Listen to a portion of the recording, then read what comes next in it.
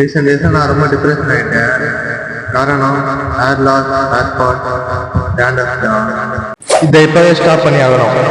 உங்களுக்கும் இந்த மாதிரி ஹேர் ஃபால், டேண்ட்ரஃப்லாம் இருந்துச்சுன்னா நான் சொல்கிறேன், இந்த ஹோம் ரெமெடியை ட்ரை பண்ணி பாருங்க. ஹேர் ஃபால், டேண்ட்ரஃப்லாம் கண்ட்ரோல் ஆகும். இதுக்கு தேவையானது நைட் ஃபுல்லாக ஊற வச்ச வெந்தயமும் ஆலோவேரா ஜெல்லும் தான்.